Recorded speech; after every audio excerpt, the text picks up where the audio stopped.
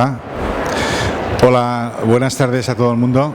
En primer lugar, quiero daros las gracias por asistir a esta conferencia. Y bueno, quiero presentaros a la doctora Amaya, Flores, que es la que nos va a presentar el estudio que hemos desarrollado entre el Laboratorio Dietético de Arbós y AINIA. En ese estudio, tal como nos va a presentar la doctora Amaya, hemos demostrado la gastroresistencia de nuestros probióticos, de la línea Normodigest. Y bueno, le paso la palabra a la doctora Amaya. Bueno, como decía Paco, el laboratorio de Arbós, junto con el Centro Tecnológico AINIA, ha realizado un estudio sobre el simbiótico que ellos comercializan, que es el Normodigest, que luego veréis. Y el estudio realmente lo que viene a valorar, que luego veremos en el resultado final, en las conclusiones, la resistencia gastrointestinal que tiene el probiótico y la capacidad que también tiene para modular el tránsito intestinal, ¿no? Que es lo que se espera de un probiótico, ¿no? Y sobre todo los que somos profesionales de la salud tenemos que reconocer aquellos probióticos que realmente tengan las características que debe tener un simbiótico que sea de calidad, ¿no? En esta conferencia, bueno, pues vamos a hacer un pequeño resumen de lo que es la microbiota intestinal, de lo que es un probiótico, un prebiótico, la unión de ambos dos, como sabéis, lo que es un simbiótico, y finalmente lo que es el resumen un poco de lo que ha sido el estudio. Pero yo supongo que si hay personas que quieren tener un detalle detallada o tener más información sobre todo lo que ha realizado el laboratorio, supongo que no tendréis ningún inconveniente en facilitarlo, ¿eh?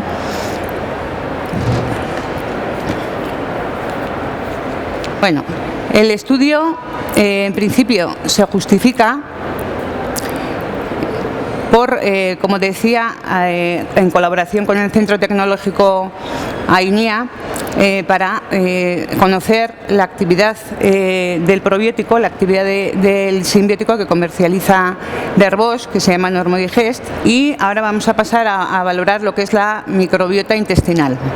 Tanto el feto humano como el animal, cuando nacen, no contienen gérmenes, pero inmediatamente después de nacer empiezan las superficies y las mucosas a ser colonizadas rápidamente por microorganismos según una secuencia específica para cada especie.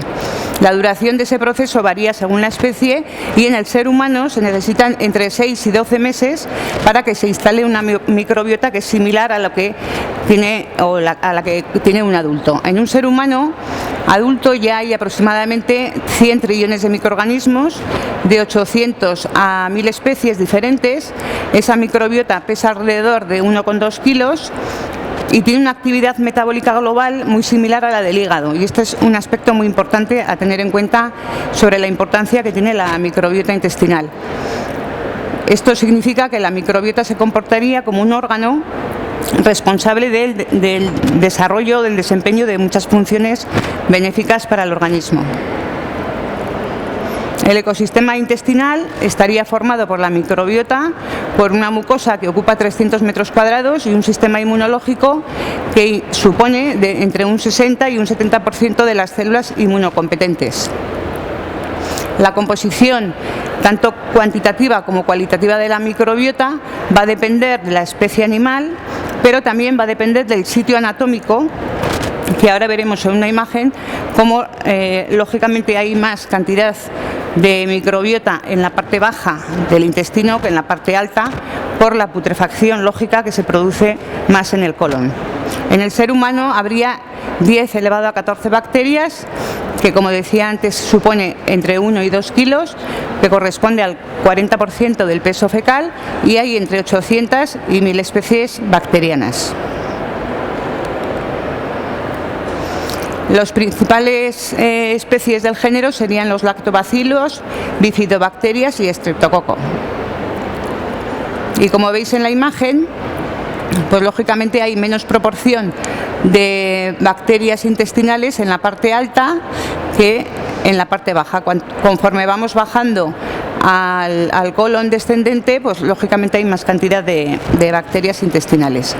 En este mismo ecosistema tienen que convivir, como sabéis, tanto bacterias que sean beneficiosas como aquellas que sean perjudiciales, y el estado de salud, un buen estado de salud depende de que haya un equilibrio adecuado entre las bacterias que son beneficiosas y aquellas que son perjudiciales. ¿Cuáles son las funciones de la microbiota? Fundamentalmente 3. Una de ellas corresponde a la protección que ejerce, porque inhibe la multiplicación de gérmenes que son patógenos, y lo hace produciendo ácidos orgánicos y disminuyendo el pH. También tiene una labor de inmunomodulación, permitiendo una respuesta rápida del sistema inmunológico ante cualquier agresión de tipo infeccioso, estimulando la actividad de los macrófagos y produciendo anticuerpos, especialmente las IgA. Y luego, por otro lado, tiene una función nutritiva porque regula la fisiología propia del aparato digestivo y además provee vitaminas, sobre todo vitaminas del grupo B y vitamina K, y fuentes energéticas. Y por otro lado, tiene una función trófica, y es que aumenta la dimensión y la renovación celular de las microvellosidades intestinales.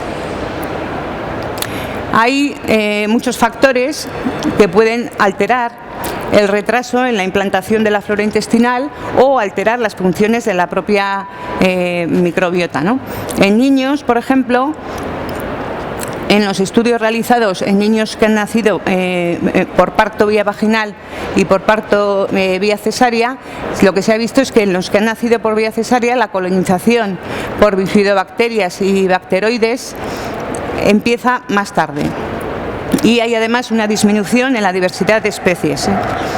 También en niños que están aislados en incubadoras, la diferencia importante que hay de tener lactancia materna o artificial, y el hecho de que si durante mucho tiempo en niños se administra mucho antibiótico, lo que se ha visto es que también hay una posible relación con unas futuras enfermedades, como pueden ser la enfermedad de Crohn y el asma bronquial, y en general las alergias, como luego veremos.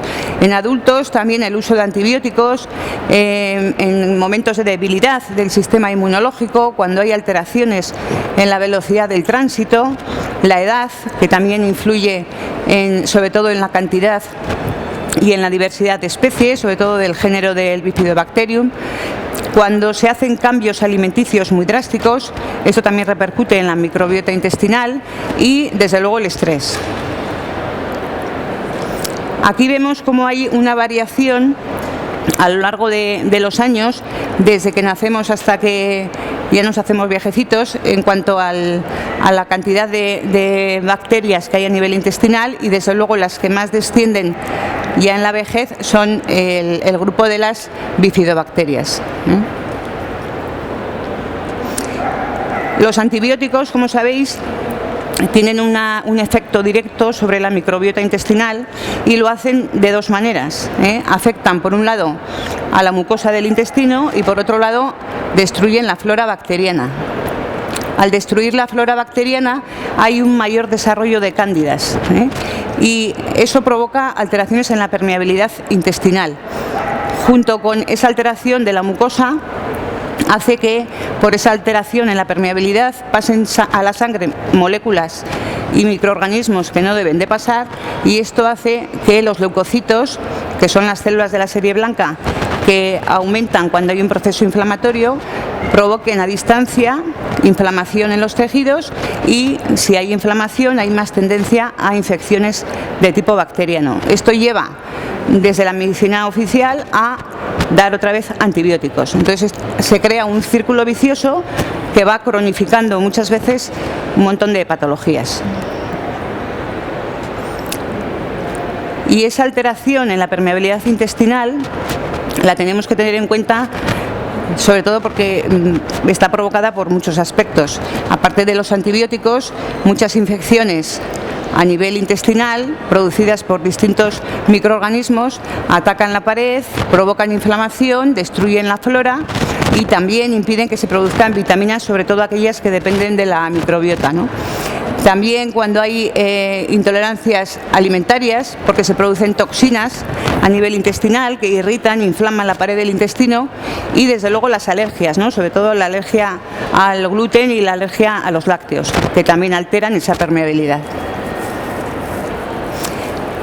El desequilibrio en la microbiota intestinal se relaciona con muchas patologías, además de las infecciones digestivas, las alergias, como he dicho, el síndrome del intestino irritable, enfermedades inflamatorias intestinales crónicas, como el Crohn o la colitis ulcerosa, que luego veremos, y el síndrome metabólico.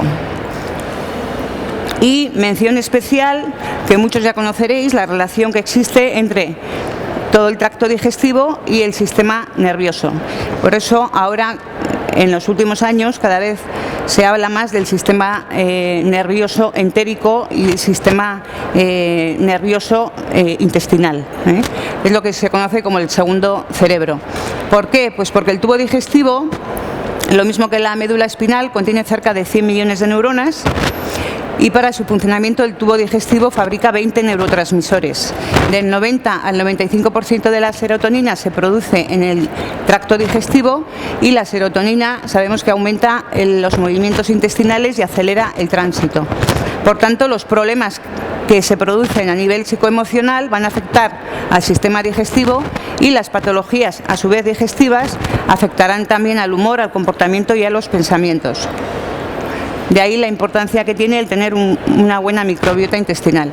Y en esta otra imagen vemos también la relación especial que existe entre el sistema nervioso y el sistema nervioso, entre el sistema central y el sistema nervioso entérico. Anatómicamente, lo que se observa es que entre la capa submucosa y la capa serosa hay vainas nerviosas que comunican con el nervio vago, y el nervio vago es el que va directamente al cerebro. De ahí la relación tan específica que existe, ¿no? Está constatado además que las bacterias de tipo Lactobacillus y Bifidobacterium son capaces de producir ácido gamma aminobutírico, el GABA, que es un neurotransmisor del cerebro que se va a encargar de regular muchos procesos psicológicos, y la disfunción del GABA está relacionado con la ansiedad y con la depresión.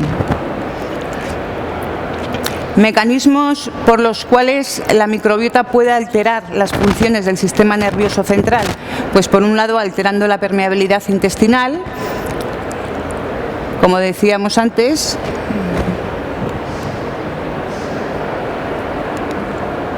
Por otro lado, alterando la composición de la microbiota mediante la activación del sistema inmunológico por vía neural, actuando sobre el metabolismo del triptófano, actuando también a nivel hormonal y a través de metabolitos bacterianos. En cuanto a la alteración de la permeabilidad intestinal, sabemos que ciertas infecciones, como decíamos antes, o factores estresantes alteran la barrera intestinal, y esto no está solo presente en enfermedades de tipo gastrointestinal, sino también en enfermedades psiquiátricas. Según algunos estudios, la administración de probióticos, de algunos de ellos, puede alterar o revertir, esta permeabilidad que está alterada. También la alteración de la microbiota puede regular la función de la barrera intestinal, reduciendo la inflamación o estimulando la respuesta inmunológica, y la microbiota sabemos que hace o ejerce efectos directos sobre el sistema inmunológico, que además está relacionado también de forma bidireccional, como decíamos antes, con el sistema nervioso central, produciendo enzimas proinflamatorias que pueden afectar a la barrera cerebral.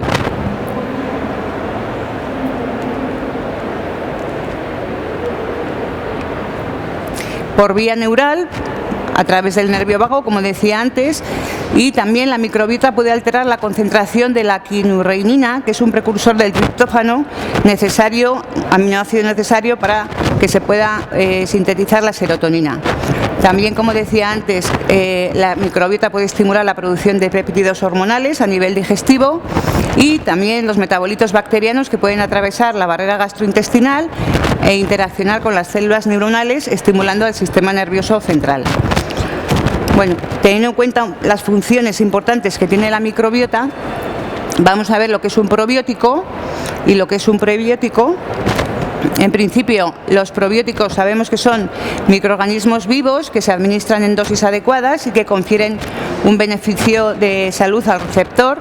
Probiótico significa a favor de la vida, y sería lo contrario a lo que es un antibiótico realmente. Características de los probióticos: tienen que ser habitantes normales del tracto gastrointestinal humano, no ser patógenos ni tóxicos, tener un tiempo corto de reproducción y ser estables cuando entran en contacto con el ácido gástrico, con las sales biliares, con las enzimas y con el oxígeno, que luego veremos en el estudio cómo se ha realizado esto.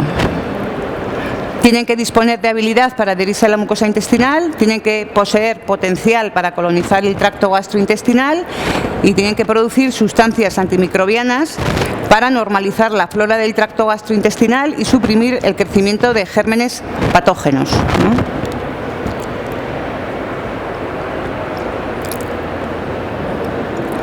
Ejemplos de probióticos. Probióticos naturales, sabemos que los encontramos en los yogures, en leches y quesos, en vegetales también fermentados, en productos cárnicos fermentados también, en todos los alimentos que estén fermentados y en bebidas alcohólicas artesanales. Y en la industria alimenticia, bueno, pues como se ha descubierto que es un buen reclamo publicitario, pues también han comenzado a añadir probióticos a muchos productos. Y dentro de lo que serían los complementos alimenticios, el probiótico está preparado para consumirse como cápsula, como comprimido o en preparación extemporánea, y suelen contener varias cepas, y obligatorio es que sean gastroresistentes, para poder llegar al intestino.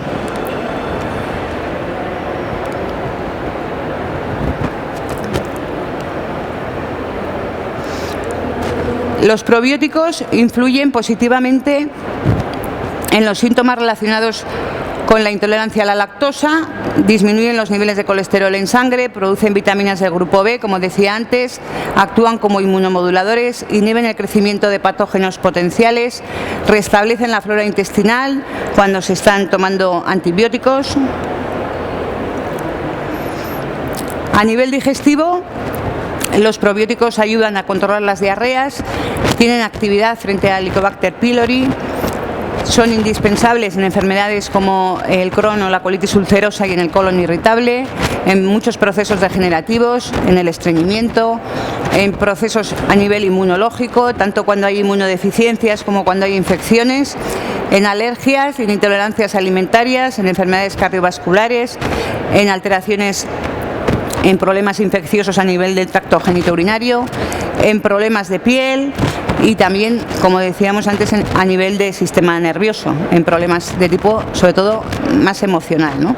En el caso de las enfermedades inflamatorias intestinales crónicas, lo que se ha visto es que en pacientes que tienen colitis ulcerosa, las concentraciones de lactobacilos que hay en el colon son más bajas, la colonización de bacterias que reducen sulfatos son más altas y las concentraciones de Escherichia coli son mayores que en las de personas sanas. Se ha comprobado que administrando probióticos se reduce el número de recaídas, de brotes, Y en los pacientes con Crohn hay un número reducido en sus heces de bifidobacterias, hay un número elevado de bacteroides y de cepas de coli en cantidades mayores que en la población sana. En cuanto al beneficio que se obtiene con los probióticos para disminuir el colesterol, algunos estudios atribuyen que los probióticos tienen habilidad para suprimir la reabsorción de ácidos biliares en la circulación enterohepática y aumentar también la excreción de esteroides acídicos en las heces. La disminución del colesterol puede ser secundaria a la precipitación de colesterol con ácidos biliares libres que son formados por las hidrolasas de las bacterias. Y se ha visto también que el consumo de probióticos disminuye en el hígado una enzima, la HMG-CoA reductasa, que participa en la síntesis del colesterol.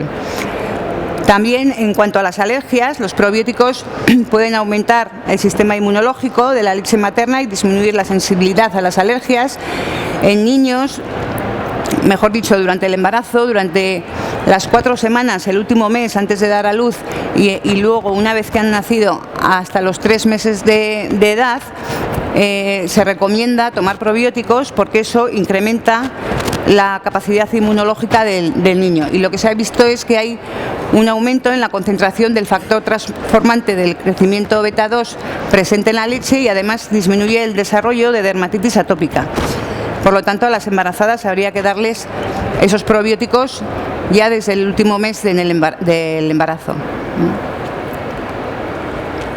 En cuanto al colon irritable, también sabemos que los probióticos mejoran la sintomatología, sobre todo disminuyendo la hinchazón abdominal, los gases y normalizando también el tránsito intestinal. Lo que se ha visto es que este efecto beneficioso en cuanto a los síntomas es dosis dependiente, es decir, tiene mayor efecto cuanto mayor es la dosis de los probióticos que se dan.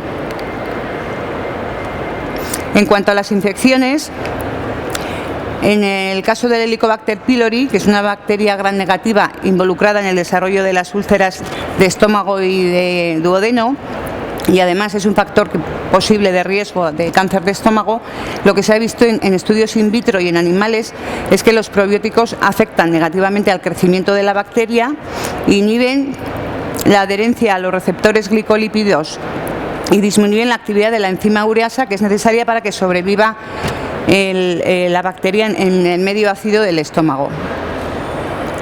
A nivel genitourinario también hay muchos estudios in vitro que han mostrado cómo algunas especies de lactobacilos que están en la microbiota vaginal tienen un efecto protector porque producen peróxido de hidrógeno con una actividad microbicida contra patógenos que alteran este microambiente.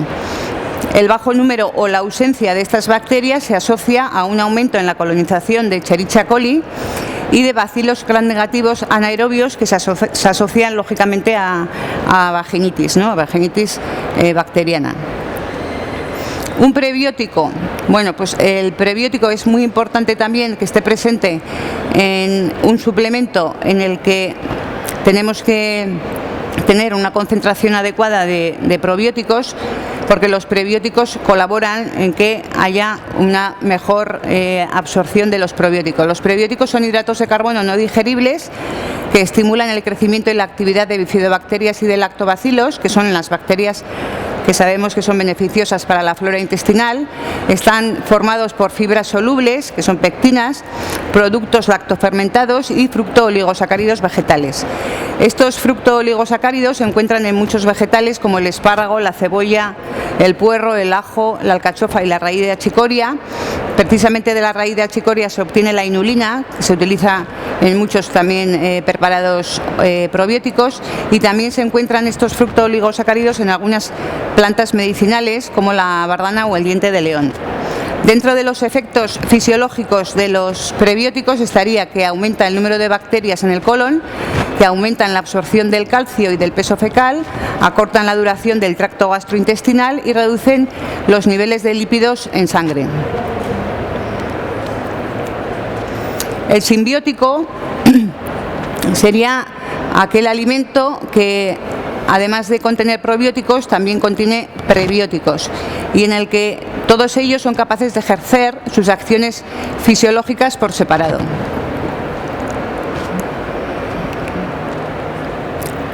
El efecto fisiológico de un simbiótico va a ser la suma de ambos y su nombre hace clara alusión a su sinergismo, ¿no? Ya que de ser alimentos simbióticos auténticos, los prebióticos están diseñados para reforzar a los probióticos de manera específica. El aumento de la resistencia bacteriana a los antibióticos sabemos que es uno de los grandes problemas actuales de la medicina. Por tanto, la ingestión de probióticos y de prebióticos va a mejorar, como sabéis, el funcionamiento a nivel intestinal. ¿Qué es lo que ocurre? Que cada vez hay más demanda de probióticos y de prebióticos, precisamente porque la alimentación actual es muy diferente a la de hace muchos años, ¿no? Nuestros ancestros tenían un 50% menos en su consumo en la dieta de proteínas, un 75% menos de grasas saturadas y un 90% menos de sodio. Y además ingerían más de 10.000 millones de bacterias que eran beneficiosas para la salud, porque básicamente los alimentos que consumían eran vegetales y los almacenaban durante mucho tiempo, lo que conseguían que se fermentaran, y esas fermentaciones, entre ellas la láctica, era la que favorecía el desarrollo de los probióticos. Aquí vemos un poco en resumen qué es lo que implica nuestra vida actual y la necesidad de tomar probióticos en muchos casos, no solo por los tóxicos alimentarios, sino también porque muchas veces hay problemas de mala absorción, porque hay alergias, porque hay toxinas a nivel intestinal, el efecto de las radiaciones, de los conservantes, de los pesticidas, de la polución, de los metales pesados y de los disolventes, que poco a poco van agrediendo la mucosa intestinal y la microbiota intestinal. El estudio que ha realizado Derbos, junto con el Centro Tecnológico AINIA, lo ha desarrollado con el simbiótico que ellos comercializan, que es el Normodigest, en cuya fase sólida hay Saccharomyces boulardii y varios probióticos microencapsulados, y luego hay una fase líquida en la que contiene jarabe de sirope de frutas frescas de bajo índice glicémico apto para diabéticos, contiene fructooligosacáridos, extractos aromáticos de manzanilla, anís verde y nogal, también tiene gluconato de zinc y gluconato de manganeso, sorbato potásico, vitamina C y aroma. Y para demostrar que Normodigest es eficaz, el laboratorio de Derbos se ha decantado por un estudio en laboratorio, por su rapidez, porque hay una mejor reproducibilidad, porque no afectan todos los factores externos, porque se puede comparar un producto con otro y porque además no hay problemas éticos. La valoración de los microorganismos como potenciales probióticos tiene que incluir que sean resistentes a la acidez gástrica y a la toxicidad biliar, que sean capaces de adherirse al tejido epitelial del intestino, que tengan habilidad para colonizar el tracto gastrointestinal y que puedan producir sustancias antimicrobianas y tener habilidad para modular respuesta inmunológica, ¿no? Se ha determinado la capacidad de los probióticos de Normodigest para superar la barrera ácida de los jugos gástricos y se ha cuantificado en el estudio la resistencia de la cubierta entérica a una digestión gastrointestinal completa de 8 horas. Y finalmente se ha evaluado su capacidad para colonizar el intestino grueso, el colon. Lo que ha utilizado el Centro Tecnológico AINIA es un digestor in vitro de fermentación colónica, que ahora veréis las imágenes, pasando por lo que sería la digestión gástrica de los alimentos, la intestinal y la fermentación por acción de la microbiota intestinal. En el digestor, como veis, hay 5 reactores, el del estómago, el del intestino delgado y el que corresponde a colon ascendente, colon transverso y colon descendente. La digestión gastrointestinal ha incluido 2 etapas.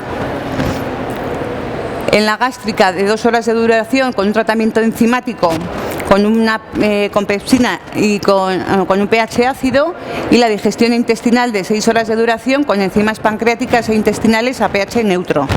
Para llevar a cabo estos ensayos han añadido 200 mililitros de medio de cultivo fresco junto con el probiótico objeto del estudio, el Normodigest, al reactor número 1, el del estómago, y luego se ha llevado a cabo el descenso gradual del pH, y ese control se ha realizado, ese control del pH, añadiendo ácido clorhídrico. Luego se ha añadido una solución gástrica con pepsina en el estómago a un flujo de 0,5 mililitros por minuto durante las 2 horas de la digestión gástrica, y una vez que ha finalizado esa digestión gástrica de 2 horas, el digerido intestinal pasa al intestino y ahí es donde se añade el jugo pancreático y la bilis, y se va controlando el pH de 6 a 7 y se añade bicarbonato sódico. Durante todo el proceso se han mantenido los reactores en condiciones de anaerobiosis, inoculando nitrógeno en el espacio de cabeza de los 2 reactores, y se controlan dichas variables llevando medidas de gases y manteniendo a una temperatura de 37 grados y en agitación controlada.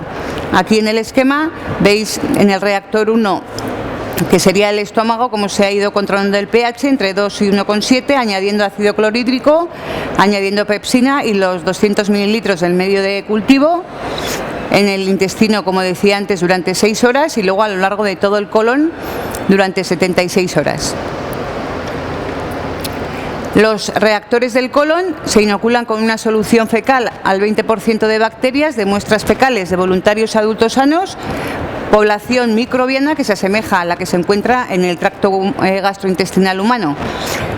Previo a esto se inocula en el sistema, se prepara y se autoclava el medio de cultivo, incluyendo componentes nutritivos importantes como mezcla de carbohidratos, sales y oligoelementos, vitaminas, compuestos que similan a lo que es el complejo intestinal. Se ajusta también el pH y se gasifica con nitrógeno para eliminar el oxígeno. Con el objetivo de evaluar el entorno en el que crece la microbiota, se van analizando la composición de gases, de oxígeno, de CO2 y de hidrógeno. Además, durante todo el proceso se lleva a cabo el control del pH, añadiendo o el bicarbonato sódico o el ácido clorhídrico. Y aquí veis en la imagen cómo a través de los 5 reactores lo que se estudia es la viabilidad de las cepas probióticas. Se toman muestras al inicio y al final de la digestión, se recuentan las bifidobacterias, siempre teniendo en cuenta que tienen que estar a 37 grados y en condiciones de anaerobiosis. Se toman muestras durante todo el proceso y se analizan los microorganismos indicadores de la microbiota intestinal total, los que son beneficiosos: Lactobacillus, bifidobacterias, enterobacterias, Clostridium y anaerobios totales. Se toman muestras de referencia y lo que se observa es que durante el periodo de tratamiento se lleva a cabo la incorporación de un vial de Normodigest durante 2 semanas, y en este periodo los microorganismos anaerobios y las enterobacterias, que son indicadores de la flora intestinal total, se mantienen estables respecto a los niveles basales en todas las porciones del colon, tanto en colon ascendente como en transverso y en descendente, con un ligero incremento de las enterobacterias en el colon transverso, y esto lo que nos indica es que las condiciones son favorables para el desarrollo de esa flora intestinal. Aquí hay imágenes de cómo se va observando que una vez que se introduce el simbiótico, el crecimiento de las bifidobacterias es mayor, sobre todo de las bifidobacterias, y tanto ocurre en el colon ascendente, como decía, como en el transverso y en el descendente.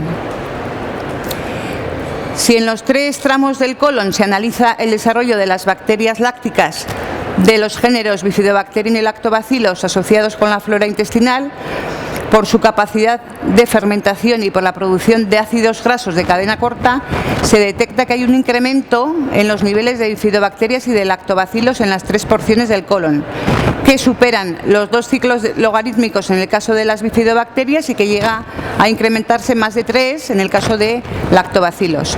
Y esto lo que evidencia es que el tratamiento con Normodigest produce un aumento significativo de los niveles de bacterias lácticas en el colon y pone de evidencia, pues lógicamente, el efecto beneficioso que tiene la incorporación de este simbiótico en la microbiota intestinal.